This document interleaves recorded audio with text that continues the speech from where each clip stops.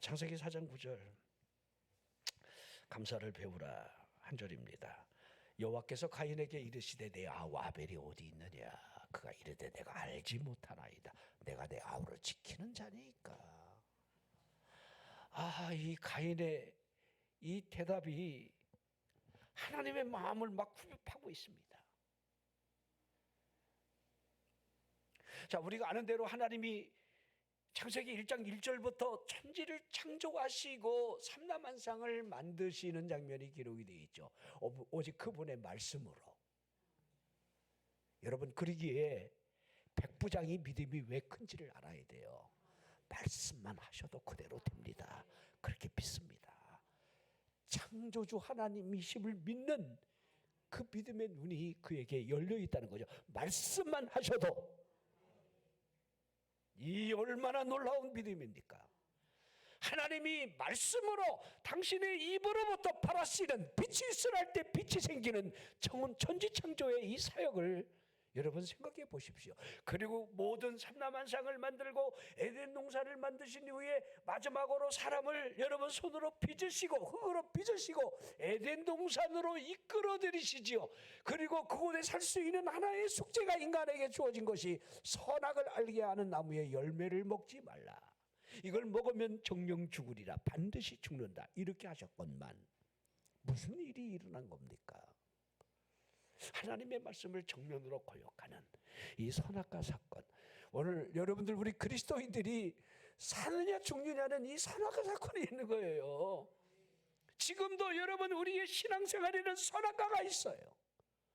제가 늘 말씀을 드립니다마는 시간의 선악과가 여러분 주일 성수예요. 우리가 얼마나 하나님 앞에 내 시간을 하나님의 우선순위에 두고 예배할 수 있는가. 시간의 선악과예요.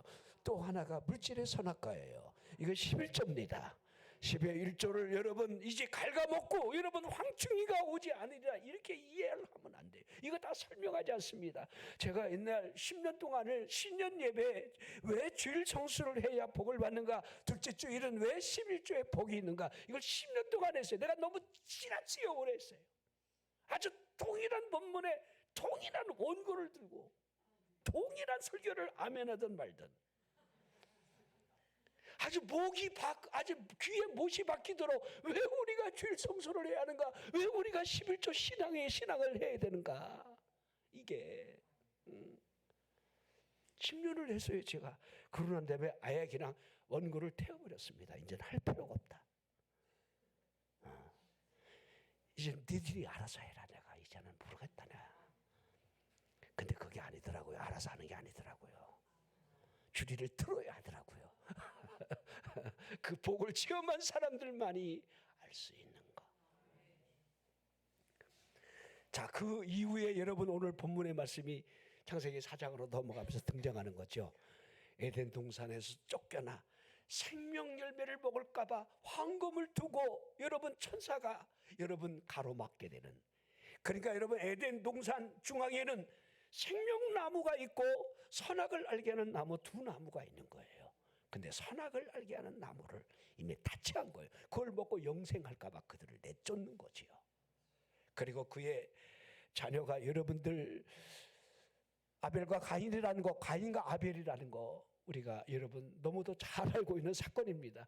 오늘 이 말씀 제가 길게 하지 않을 테니까요, 이 전체를 한번 여러분들이 이 말씀을 전체적으로 이 문맥을 이해하면서 이런 일이 일어나는구나, 내가 이 말씀을 어떻게 이해를 해야 되겠는가, 왜 감사를 배워야 하는가, 이 감사절에 왜 목사님이 이 말씀을 이렇게 선택을 했을까, 이런 생각. 여러분 목사님이 설교를 준비할 때 무슨 생각을 하고 할까요? 우리 원자님도 매일 앉으면 우리는 각자 방이 다르니까 거기 책상이 다 중심에 있어요. 난 우리 원자님도 난 이해를 못하는 게 거기 뭘 하는지 맨날 앉아가고 그렇게 썼어. 근데 우리 원자님은 설교를 늘 하는 사람이 아니니까 그냥 쓴 거를 또 쓰고 쓴 거를 또 쓰고 또 쓰고 아멘할 때까지 쓰더라고. 그러니까 저는요 앉으면 계속 설교를 해요. 계속. 자다가도 걸어가다가도 말씀을 내게 막 주시면 그 말씀을 자꾸 메모리하고, 요새는요 또 우리 어느 집사님이 나보고 안 보고 하면 안 되냐고 충격을 받아갖고 어차피 안 보이는 거 가지고 이제 전체적인 계략을 이렇게 해갖고 한번 막 나도 이제 입에서 나오는 대로 40년을 목회했는데도 여러분들 이게 힘들어요. 여러분이 여기서 40분 설교하는 거 목사가 여러분들 여기서 40분 제가 보통 40분 50분 설교합니다. 유튜브에 나와 있잖아요. 다른 목사님들 20분 합니다. 근데 제가 월급은 제가 가장 적게 받습니다. 아니, 웃으라고 그러는 거예요. 제 말이 얼마나 빠릅니까? 근데도 제가 40분 50분을 설교해요. 근데 여러분들은요 그냥 그러려니 그렇죠, 이죠? 뭐 오래 들으셨으니까 우리 목사님 말이 빠르고 여러분들이 그렇게 듣게 되는데, 제가 유튜버 설교하면서 하나 버렸던 게 뭐냐면 간증을 버렸어요. 예화를 버렸습니다. 거기다가 5분 10분 투자하고 싶지가 않아요. 그냥 하나님의 말씀만 해도. 또 여러분 가운데 또 불편할 수도 있어요. 우리 목사님이 제 설교를 계속해서 여러분들이 듣고 이걸 이해를 하는 사람이라고 한다면 제가 죄송하지만 돌을 튼 사람이라 인정해 드릴게요. 근데 미안하지만 목사의 설교는 3년 주기로 성경을 같이 이렇게 반복해서 여러분들 계속해서 들려줘요. 근데도 왜 길치처럼 말씀이 새로운지를. 난 우리 성도들이 길치가 되기를 주 이름으로 축원합니다. 하나님의 말씀에 길치가 되라는 거예요. 늘 같은 본문의 말씀을 다르게 설명해도 그 말씀이 너무 내 영혼에 부딪힘이 되고 새로워지게 될 수 있도록. 그러니까 제가 목회를 하면서 여러분에게 노트 필기하지 말라고 하는 이유가 단 하나예요. 노트 필기해갖고 집에 가서 보는 사람도 솔직히 없어요. 저도 신학을 다니면서 여러분들 얼마나 필기를 많이 했습니까? 그거 단 한 종이라도 여러분 써먹을 데가 없더라고요. 신하고 나니까. 또 이거 쓰느냐고 다음 말씀을 놓쳐. 네. 그러니까 여러분들 여기 시각적인 어떤 이 스크린이 여러분들 그림이 들어가고 말씀이 들어가고 그러면 그만큼 더 기억력이 많을 텐데 나는 이렇게 여러분 영상 설교할 수 있는 재주가 없으니까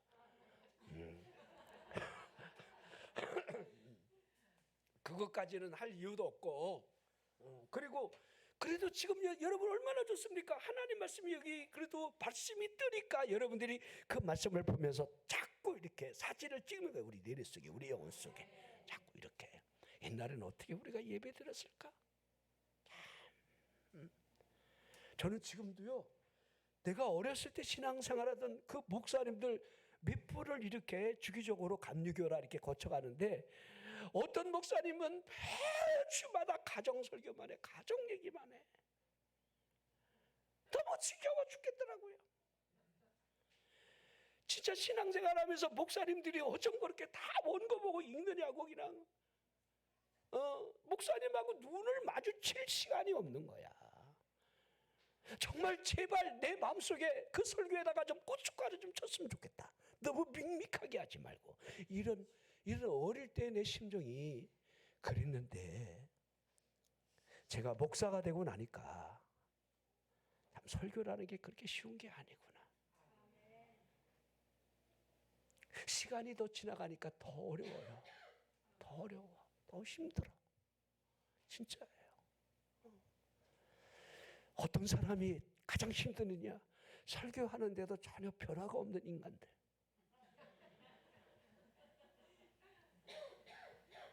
가장 힘들어요. 그리고 설교에 전혀 반응이 없는 무표정한 저 얼굴들. 기적입니다. 그러니까 난 영광이가 또 저렇게 딱 중심에 딱 그래도 오전에도 나오고 밥 먹고 갔냐 영광아? 영광이다. 제가 하는 게 아닙니다. 난 영광이가 믿음이 들어가려. 저러다 또 어느 순간에 헷가다 가면 세상에 가 있어요. 이게 기로라는 거예요. 이게 텀이 되는 거예요. 이 시기에 하나님을 만나고 성령에 이끌려서 내가 사느냐, 내 인생의 운명이 달라지는 거예요. 이게 굉장히 중요합니다. 여러분 또한 다르지 않습니다. 나이가 많이 먹고 이제 인생을 정리할 여러분 순간이 왔다 할지라도 그 텀이 얼마나 중요한지, 우리 젊은 청소년 시기에 내가 하나님을 어떻게 의지하고 살아가느냐, 그 사실적 의미를 보십시오. 요셉을 볼까요? 17살 나이입니다. 다윗을 볼까요? 골리앗을 만날 때가 17살이에요. 성경에 나오는 모든 인물들을 보십시오. 그 인생의 한 정점에서 그가 어떠한 입술로부터 믿음이 여러분들 드러나는가. 그러게 여러분, 요셉을 보면 요셉의 가장 인생의 핵심은 형님들이 날 파는 게 아니라 하나님이 나를 보냈다는 신앙이에요. 하나님이. 형님들이 팔아먹었잖아.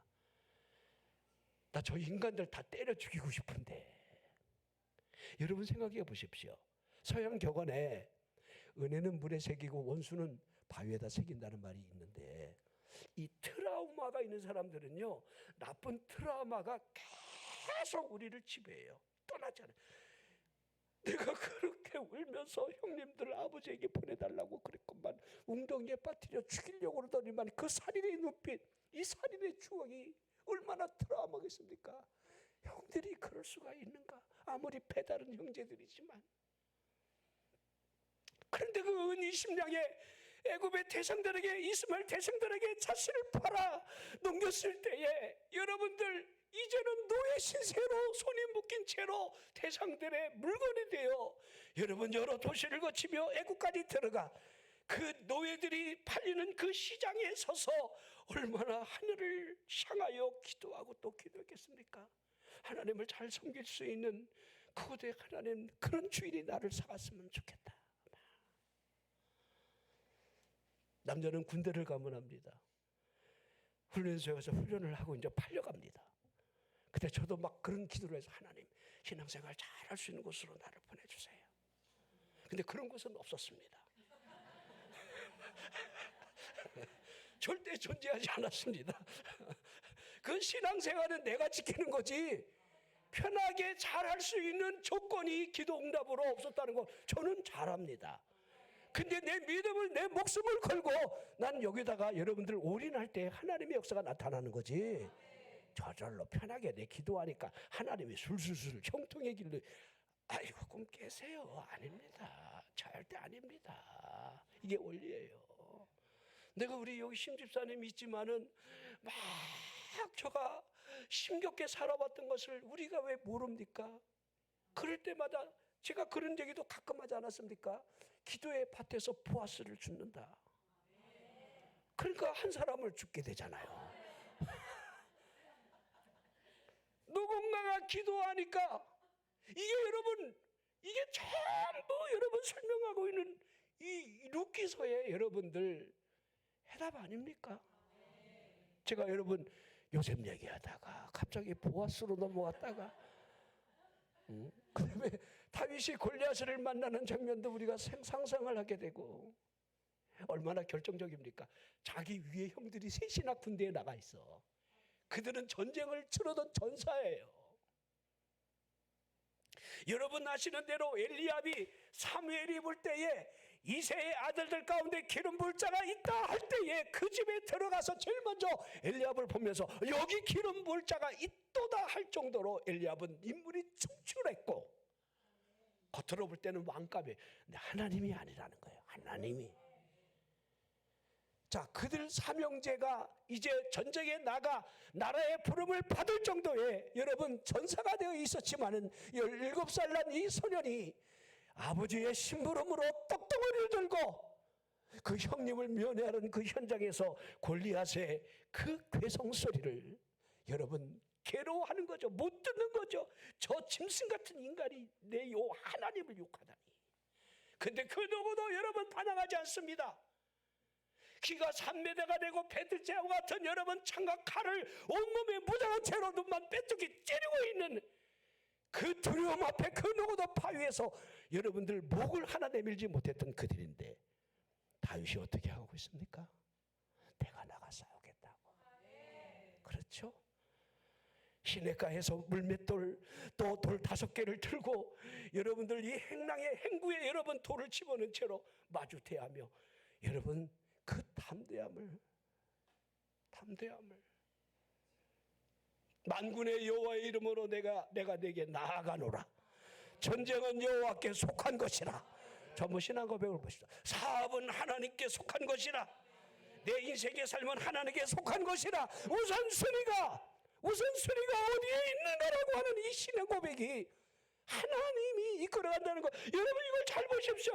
하나님이 이끌어가게 하라는 거예요. 여러분이 감사절에 지난 1년 동안 하나님이 나를 이끄셨다 이렇게 믿는 사람이 뒤돌아서 눈물도 나오게 되고 기쁜 여러분들 이 영혼의 감사가 터져 나오는 거 아니겠습니까? 하나님이 없는 사람이라고 한다면 감사보다는 불평이, 원망이, 좌절과 낙심이, 아이고 내가 이렇게 1년 동안 새벽 예배 드리고 헌신한다고 헌신하고 11조 빠져먹지 않고 하나님이 나를 봐 이 모양 있고 이렇게 여러분들 환경을 보라. 하나님이 안 보이는 거예요. 하나님이 보여진다라고 한다면. 자, 제가 여러분 가인 이야기를 하다가 이제 가인 얘기는 한순간에 정리가 돼요. 오늘 본문의 이 말씀 한 절이 그냥 우리의 결론이에요. 근데 거기서 내가 보여줘야 돼요. 자, 우리 가인하고 이 아벨이 너무 다르죠. 가인은 농사를 짓는 농사꾼이 되었고 아벨은 양떼를 치는 그 목장을 운영하는 그런 자가 되었지요. 그러니까 자신의 것으로 하나님 앞에 예물을 드려 번제를 드렸다는 것은 분명한 사실일 겁니다. 그런데 잘 보세요. 가인과 그의 제물은 여호와께서 받지 아니하셨다. 아벨과 그의 예물은 여호와께서 받으셨다. 그 이름을 앞에 놔요. 삶의 번제예요. 평소에 그의 삶의 라이프 스타일. 가인을 보십시오. 열받아갖고 자기 동생 죽이는 거 보십시오. 저 새끼만 없으면 하나님이 내 예물도 예면하지 않았을 텐데. 그래서 여러분들 그 원한을 제가 이거 설명하지 않습니다. 하나님이 아시는 이 사건 앞에서 뻔뻔하게 내가 내 아우를 지키는 자입니까? 라고 하는 이 살인자 가인의 이 마음을 어떻게 우리가 이해를 해야 하겠습니까? 이 뻔뻔한 마음이 지금 우리 현대인의 마음에 여러분 사로잡고 있다는 거. 우리 살인자 아닙니까? 제가 이런 이야기를 하면 죄송하지만 내 아우가 어디 있느냐라고 하는 이 물음을 우리에게 내 남편의 영혼은 어디 있는가? 내 자녀의 영혼은 어디 있는가? 너와 관계를 맺고 있는 주변의 사람들의 영혼을 너는 어디에 두고 있느냐?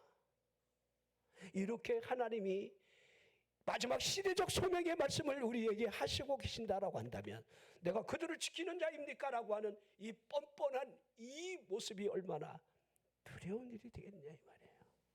왜 전도를 못합니까? 왜 전도하는 일에 여러분 방해가 있다고 왜 두려워하십니까? 두려워할 일이 아닙니다. 여러분이 당당하게 하나님 내가 저 영혼을 책임받기를 원합니다.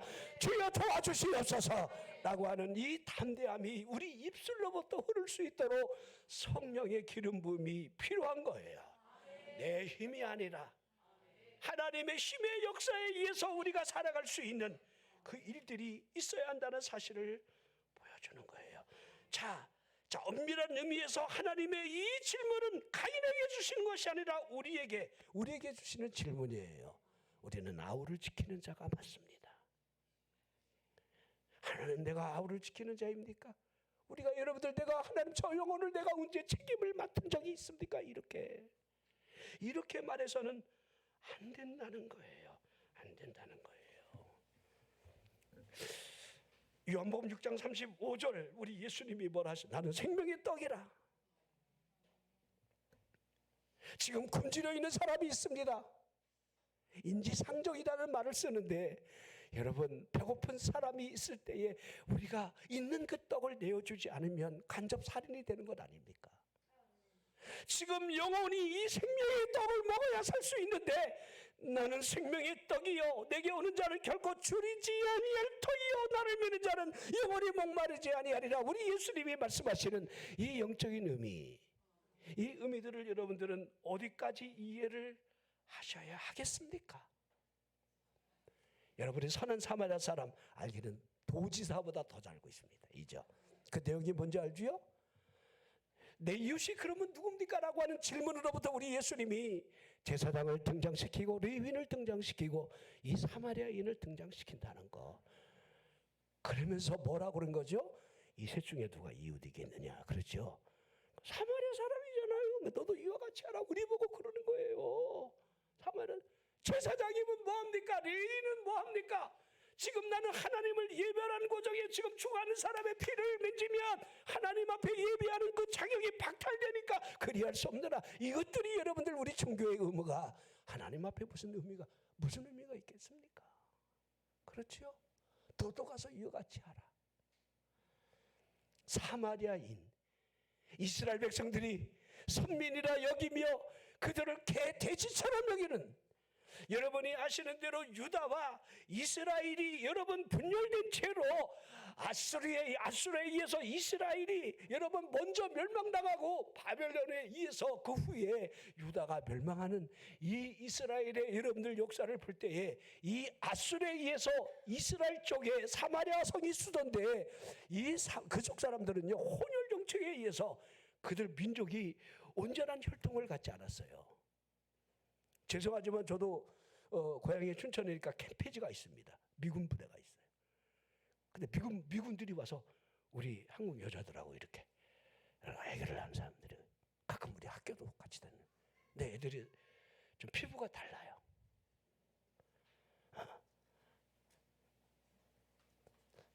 까매요. 우리 만복이 알죠? 가수였던 만복이. 난 지금도 가슴이 막 저려. 중학교를 갔는데 영어 시간이 첫 수업인데 영어 선생님이 오더니만 자기를 보더니만 말을 막 더듬더래. 영어 오리지널 하는 애가 앉아 있으니까. 근데 이 만복이는 영어 ABCD도 몰라요. 아버지가 자기를 놔놓고 미국으로 튀었잖아요, 이죠. 그것도 할머니에 의해서 손에 컸어요. 한국말도 제대로 몰라. 영어는 ABCD도 몰라. 근데 피부가 흑인처럼 까매. 그러니까 영어 선생님이 오리지널 미국인인 줄 알고 말을 막 더듬어. 근데 이 짜샤 이 영어를 아무것도 몰라. 얼마나 비극입니까? 우리도 그랬어요. 설교가 날아가고 말았습니다. 생명의 떡.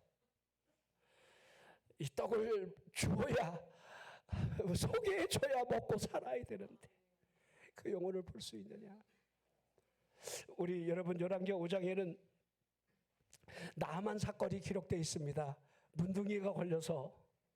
자, 그런데 그 집에, 자, 우리 열왕기하 5장 2절에 나와 있죠. 5장 2절 전에 아람 사람이 떼를 지어 나가서 이스라엘 땅에서 어린 소녀 하나를 사로잡았다. 그가 나만 아내에게 수정들었다. 이 어린아이가 지금 복음을 전하는 거죠. 우리 주인이 우리 선지자 앞에 가면 저 문둥병 아무것도 아닌데 그러잖아요, 이죠. 그래갖고 여러분 나만 사건이 생긴 거잖아요. 이스라엘 땅으로 왕의 편지를 저를 극진히 대접하여 낫게 하라. 그러니까 여러분 이스라엘 왕이 얼마나 대박 우리를 지금 침공할 목적을 가지고 병보를 쌓으려 왔구나. 우리가 어떻게 문둥병을 고칠 수 있겠는가. 아무리 나아만이 여러분 나랑 군대장이요 제2인자랄지라도 그 누가 여러분들 이 문둥병을 고쳐주겠습니까? 이게 전쟁의 명분을 쌓으려는 목적밖에는 이해가 안 되는 거죠. 그때 엘리사가 뭐라 그랬지요? 그를 우리 집으로 보내라 그랬죠. 이게 여러분 나만 문둥병 사건이죠. 그렇죠. 여러분 왜 처음 듣는 것처럼 눈을 그렇게 쳐다보십니까? 자, 여러분 제가 이 나만이 문둥병에서 났다 뭐 7번 들어갔으니 순종했으니 이거 얘기하는 게 아니에요. 이 어린 소녀가 지금 이스라엘 땅에서 포로로 끌려와 원한이 맺혀 있는데도 이 소녀가 내 주인이 내 이스라엘 땅에 가면 선지자를 만나면 나올 수 있으리라고 하는 이 복음의 좋은 소식. 복음이라는 게 뭡니까? 그 뉴스, 좋은 소식이에요. 이게 복음이 여러분 구원의 소식이에요. 우리들은 복음을 전하는 자가 맞아요. 자, 여러분들, 제가 아까 우리 파수꾼 우리 찬양도 했지만은 에스겔 33장 6절에 보면요. 자, 그러나 칼이 임함을 파수꾼이 보고도 나팔을 불지 아니하여 백성에게 경고하지 아니하므로, 그 중에 한 사람이 그 임하는 칼에 제거를 당하면 그는 자기 죄악으로 말미암아 제거되려니와 그 죄는 내가 파수꾼의 손에서 찾으리라. 파수꾼, 이게 얼마나 중요한 일인지 몰라요. 우리는 엄밀한 의미에서 여러분 파수꾼으로서 부름을 받은 거예요. 아멘. 자, 여러분, 우리가 형제를 지키는 자가 아니라고 한다면 우리는 우리 형제의 살인자가 될 수 있다는 사실을 오늘 본문이 말씀하고 있는 거예요. 우리가 살인자가 되어 있을 수도 있고, 물론 지옥 갈 만한 사람을 만날 수도 있어요. 저 지랄 맞은 인간이 같이 천국에 간다는 것이 불편한 진실이 될 수도 있어요. 제 말이 틀렸습니까? 자, 제가 간혹 그런 생각을 해요. 예수를 믿는다, 하나님의 자녀가 되었다, 그리스도인이라 이렇게 말하지만은 그리스도인이 아닌 것 같은 사람들, 그런 사람들을 많이 보게 됩니다. 제발 그러지 않았으면 좋겠는데. 자기가 영혼의 살인자가 될 수 있다는 사실을.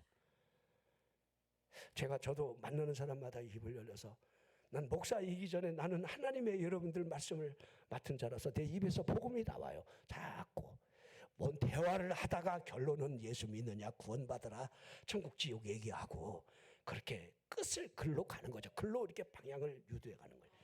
대개 보면요, 그런 얘기 많아요. 예수 믿다가 실족한 사람들의 내용을 듣게 되고요. 또 대부분요, 우리 집안의 목사 때문에 못 가. 우리 집안에 있는 장로 때문에. 알아요? 그 실족함이, 그 인간 때문에 교회를 못 가겠대. 그 인간 때문에. 그 인간이 날 수도 있어. 응? 이제 감독님이 잘해야 돼. 감독님 때문에 구원 못 받은 사람이, 우리 감독님이 갑자기 헷가닥해갖고 주여 주여 그러고 막 주 예수를 믿었는데 너나 잘 믿어, 이런 일들이 만약에 생기게 된다면 그 영혼을, 이제는 영혼마저 잃게 되는, 그전에는 감독의 신임을 잃었지만 이제 영혼마저 잃게 만드는. 제가 여러분 이렇게 대놓고 얘기하는 이유가 무엇입니까? 우리 여기 이 감독님은 가만히 보면요, 사람이 인간적으로도 여러분 충성심이 있어요. 그걸 여러분 사나이 말로 의리라고 그러잖아요. 사람 진짜 의리가 있어야 돼요. 근데 싸가지 없는 인간들이 참 많아요. 진짜 우리 교인들도 보면요, 싸가지 없는 교인들이 많아요. 난 우리 성도님들, 우리 의리를 지키고 우리 끝까지 갑시다. 제발 뒤통수 때리지 말고. 우리 이제 교회도 짓고 앞으로 여러분들 우리가 할 일이 얼마나 많습니까? 더 큰 하나님의 꿈을 위해서 우리가 뭔가를 해야 되잖아요. 제가 뒤에서 앉아있으면 우리 애들이 나한테 먼저 와갖고 기도를 해달라고 막 이렇게 눈치 보고 막 와요. 근데 우리 예은이는 늘 우리 구역시키고 목사님들 보는데도 다른 애들이 와서 막 목사님 보면 막 머리 먼저 뒤밀고 안수기도 받는데 우리 예은이는 늘 헷갈려하는 거야. 가서 내가 받아야 되나. 자기도 받고 싶은 마음이 있는데 목사님이 오라고 그런 것 같진 않고. 그러니까 어느 날부터는 지가 와서 머리를 내밀어요. 내가 그때 그런 얘기를 해. 나 피아노 배우냐? 배운대. 너 다음에 미래의 반주자니까 열심히 최선을 다해라. 이제 초등학교 3학년이에요. 그때 내가 나쁜 거죠. 거룩한 부담을 어려서부터. 나쁜 겁니까?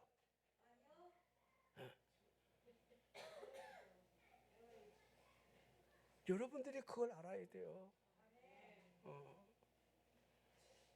그 누군가가 내가 할 수 있는 일, 내가 좋아하는 일을 통해서, 그 재능을 통해서, 이 탤런트가 뭡니까? 탤런트, 재능이에요. 열 문화를 여러분 문화의 비유는 동일하게 여러분 주어지는 기회입니다. 그러나 달란트는 달라요. 5달란트, 2달란트, 1달란트. 1달란트가 6천 데나리온쯤 된다고 그럽니다. 생각해 보십시오. 적은 게 아니에요. 적다 핑계할 수 없는 거예요. 문화를 통해서 뭐라 하죠? 장사하여 이윤을 남기라 이렇게 하시는 거예요. 영혼의 장사. 우리에게 동일한 기회가 주어졌을 때에 그 동일한 기회를 가지고 내가 얼마나 이윤을 남기는가. 그러나 달란트는 다르죠. 내가 가지고 있는 이 재능. 여러분이 잘할 수 있는 것이 재능이에요. 안 되는 거, 잘 어려운 거, 그걸 가지고 하려고 막 하지 말고. 어떤 사람은요, 안 되는 거, 어려운 거를 막 도전하면서 하려고 하는 사람이 있는데 어리석은 거예요. 그건 포기하는 게 좋아요. 내가 잘할 수 있는 거, 이게 내 은사고 이게 내 달란트예요. 이걸 볼 수 있느냐, 알 수 있느냐.